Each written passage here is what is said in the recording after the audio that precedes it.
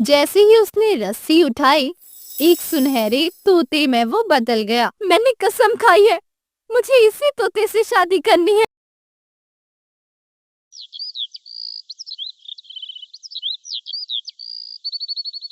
बहुत समय पहले एक छोटे से मगर बड़े दिल वाले नगर में 4 दोस्त रहते थे।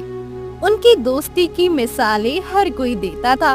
उनमें एक था राजकुमार, दूसरा था राजा के मंत्री का बेटा, तीसरा था एक अमीर व्यापारी का बेटा और चौथा था एक गरीब किसान का बेटा।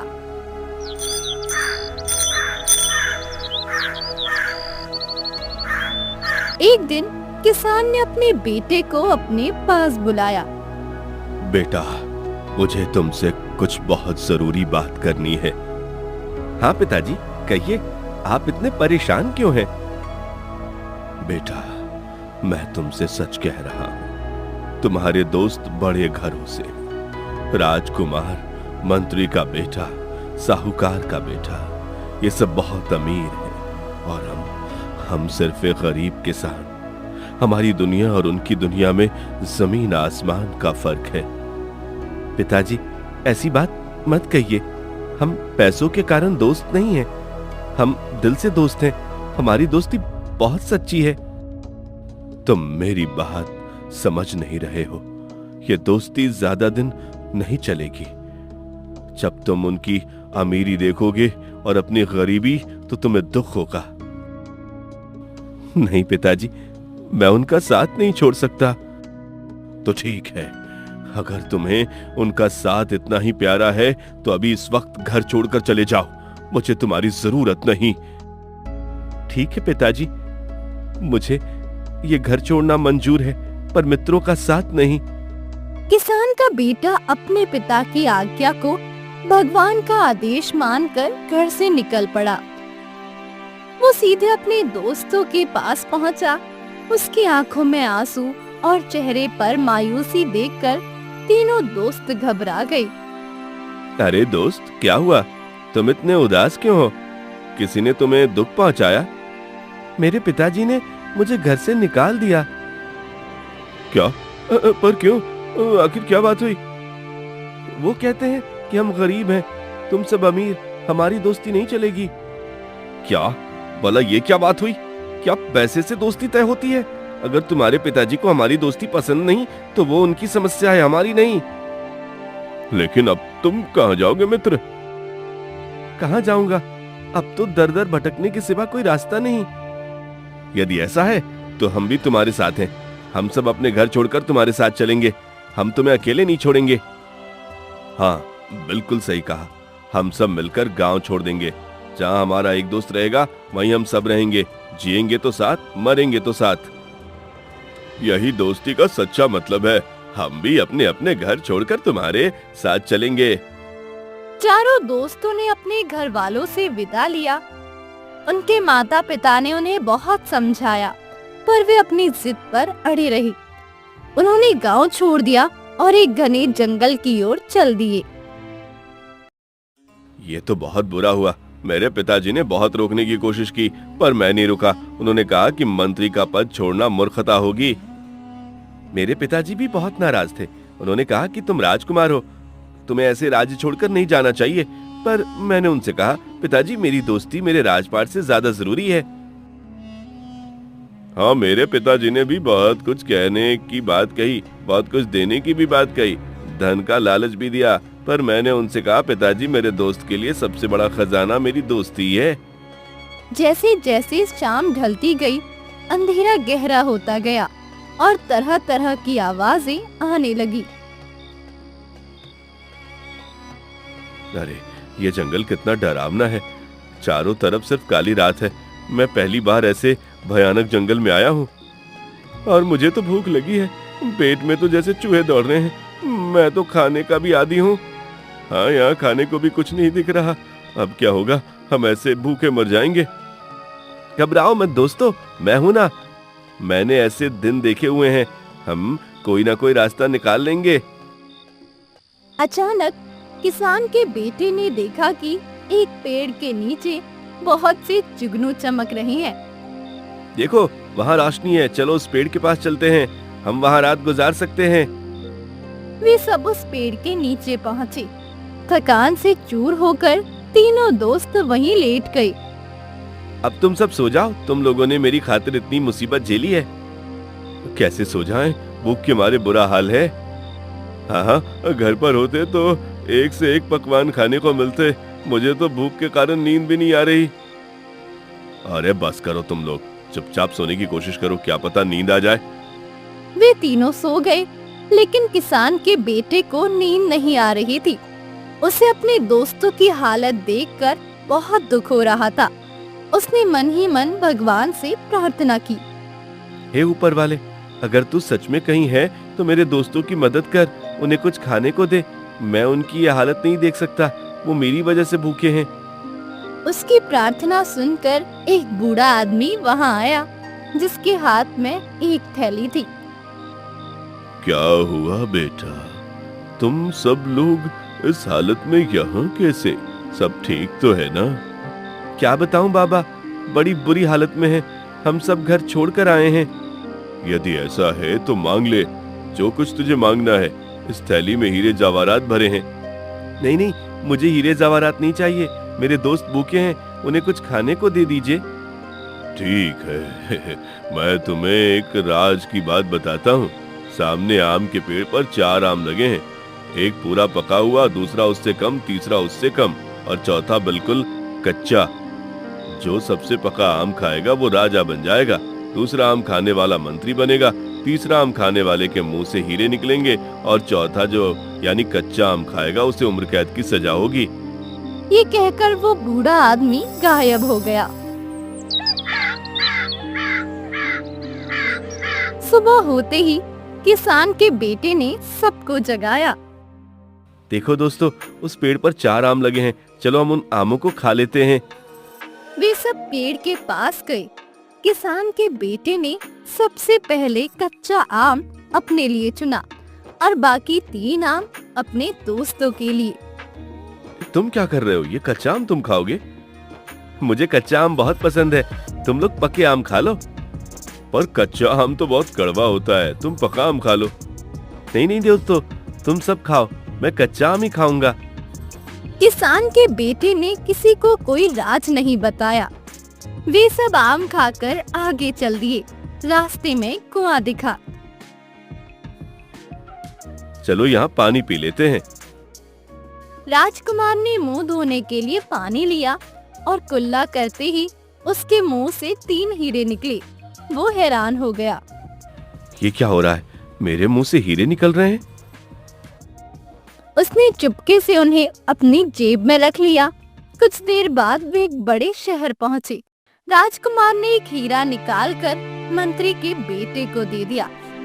ये लो दोस्तों, इसे बेचकर खाने का इंतजाम करो, अब हम भूखे नहीं रह सकते। मंत्री का बेटा हीरा लेकर बाजार गया। वहाँ उसने देखा कि बहुत भीड़ है और हाथी घोड़ों के साथ एक जुलूस निकल रहा है। सुनो भाई साहब, ये क्या हो रहा है? अरे तुम्हें नहीं पता, हमारे राजा मर गए हैं, उनकी संतान नहीं है। ये हाथी जिसे माला पहनाएगा वही अगला राजा बनेगा, ये यहाँ की परंपरा है।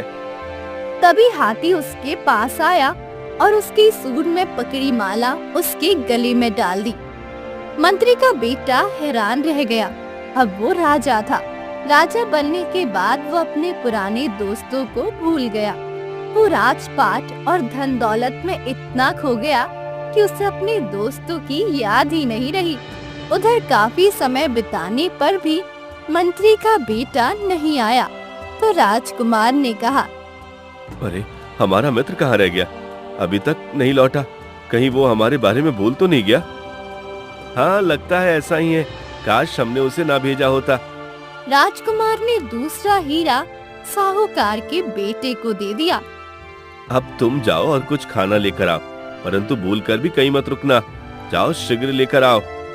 साहूकार का बेटा हीरा लेकर बाजार गया। वहाँ भी वही हुआ। राजा को तो मिल गया था, लेकिन मंत्री का पद खाली था। हाथी ने उसे माला पहनाई और वो मंत्री बन गया। आखिर ये सब क्या हो रहा है? जो भी जाता है लौट कर नहीं आता।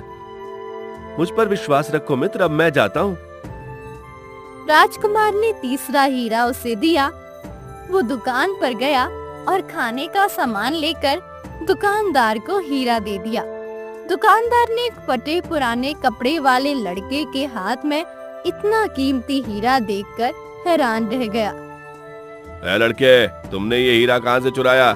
ये तो राजमहल का हीरा लगता है। ए गरीब लड़के के पास इतना हीरा कैसे आ सकता है? नहीं नहीं, मैंने ये चुराया नहीं है, ये मेरे मित्र का है। दुकानदार ने तुरंत सिपाहियों को बुलाया। उन्होंने लड़के की एक नहीं सुनी और उसे जेल में डाल दिया। राजकुमार अकेला रह गया था। वो सोचने लगा, आखिर ये सब क्या हो रहा है? जो भी जाता है लौट कर नहीं आता। मेरे सारे दोस्त मुझे भूल गए। ये कैसा विचित्र शहर है। वो वहाँ से भागा और दूसरे गांव पहुँचा। रास्ते में उसे एक गरीब किसान मिला। तुम इतने उदास क्यों हो बेटा? बताओ आखिर क्या बात है? नहीं, कोई बात नहीं। उसे किसी पर विश्वास नहीं था। अरे बताओ, मैं तुम्हारी सहायता करूंगा। बहुत पूछने पर राजकुमार ने सारी घटना उस किसान को बताई। अरे बहुत बुरा हुआ तुम्हारे साथ। चलो मेरे साथ, तुम मेरे घर चलो। नहीं नहीं, मैं किसी के घर नहीं जाऊंगा। अरे चलो तो सही, तुम्हें वहां खाना तो मिलेगा। राजकुमार उसके साथ गया। उसने देखा कि किसान बहुत गरीब है, पर उसका दिल बहुत बड़ा है। मैं पहले बहुत अमीर था, जो रोज लाखों का दान देता था, पर अब सब कुछ खत्म हो गया। राजकुमार ने खाना खाया। अगली सुबह जब उसने मुंह धोया तो फिर उसके मुंह से 3 हीरे निकले। उसने वो हीरे किसान को दे दिए। बेटा, तुम कौन हो? तुम्हारे मुंह से हीरे कैसे निकल रहे हैं? मुझे नहीं पता बाबा, लगता है ये ऊपर वाले का आशीर्वाद है। बेटा, एक बात कहूं, बुरा तो नहीं मानोगे? क्या बात है? निसंकोच कहिए बाबा। बेटा, मेरा कोई पुत्र नहीं है और मेरी पत्नी की मृत्यु हो गई है। अब इस संसार में मेरा कोई नहीं। क्या तुम मेरे बेटे बनकर रहोगे? जरूर बाबा, ये तो मेरा सौभाग्य होगा।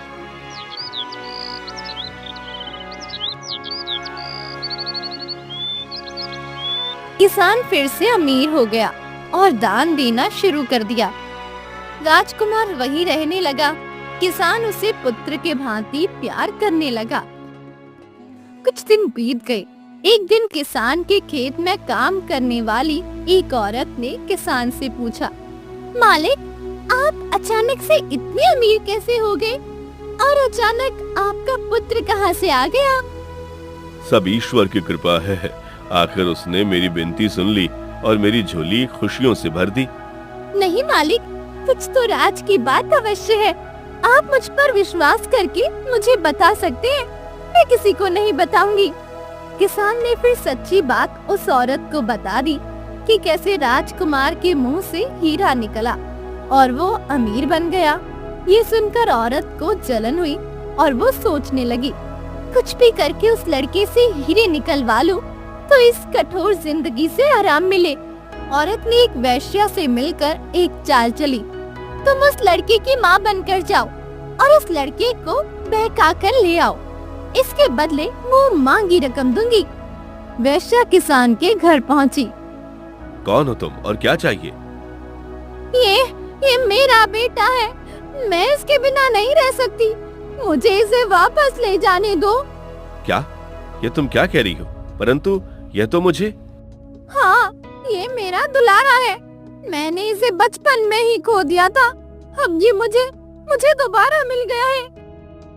किसान को उस पर भरोसा हो गया और उसने राजकुमार को उसके साथ भेज दिया। राजकुमार की माँ भी जीवित ना थी, तो उसे भी लगा शायद वही उसकी असली माँ है। वैश्या ने घर जाकर उसे खूब शराब पिलाई। उसे लगा कि उल्टी करने पर बहुत सारे हीरे निकलेंगे, लेकिन कोई हीरा नहीं निकला। गुस्से में वैश्या ने राजकुमार को बहुत पीटा और एक गड्ढे में फेंक दिया। जब राजकुमार को होश आया, अरे ये सब क्या हो गया? वो औरत तो मेरी माँ नहीं निकली। अरे बाबा के घर भी जाना उचित नहीं। उसने शरीर पर राख मली और एक सन्यासी बन गया।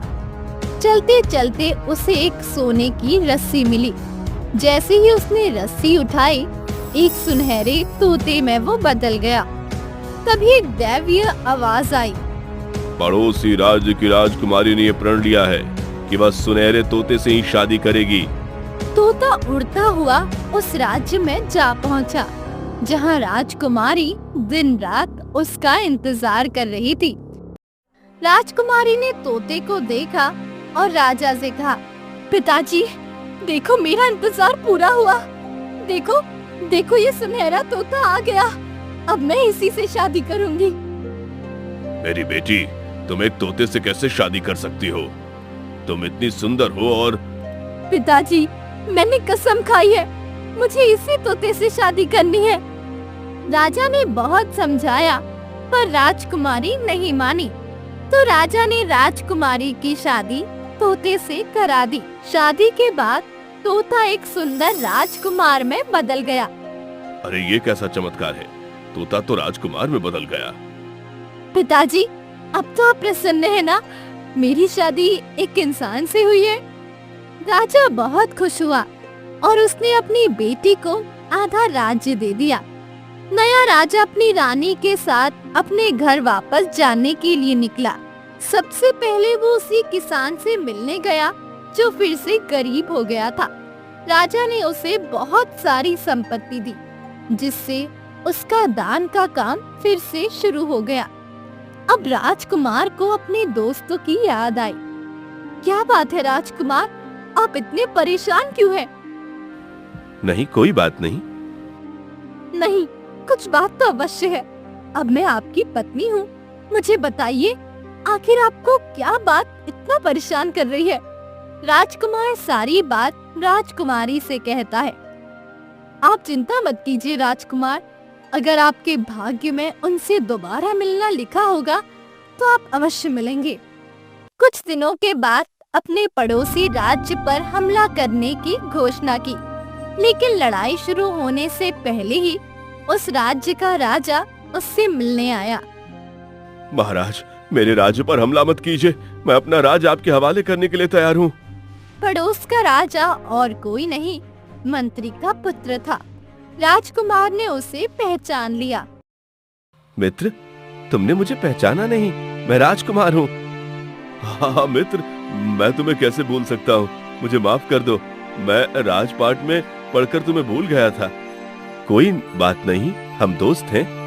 अब उन्होंने साहूकार के बेटे को खोजना शुरू किया। वो भी उन्हें मिल गया, वो भी मंत्री बन चुका था। फिर उन्होंने किसान के बेटे को खोजना शुरू किया। जब सारे कैदियों को रिहा किया गया तो किसान का बेटा भी उनमें मिल गया। मेरे दोस्त, मुझे माफ कर दो, मेरी वजह से तुम्हें इतना दुख सहना पड़ा। नहीं दोस्तों, ये तो सब होना ही था, ये तो मेरे भाग्य में लिखा था। भाग्य? ये तुम क्या कह रहे हो? याद है वो आम का पेड़, एक बूढ़े बाबा ने ही मुझे उसके बारे में बताया था। और तो और उसने मुझे ये भी बताया कि जो भी कच्चा आम खाएगा उसे उम्र कैद की सजा होगी। क्या तुमने हमें ये पहले क्यों नहीं बताया? क्योंकि मैं नहीं चाहता था कि तुम्हें कोई कष्ट हो। मुझे लगा कि मैं अकेला ही ये सजा झेल लूंगा और तुम सब राजा और मंत्री बन जाओगे। तुमने हमारे लिए इतना बड़ा बलिदान दिया, धन्य हो तुम मित्र। वे चारों दोस्त फिर से मिल गए।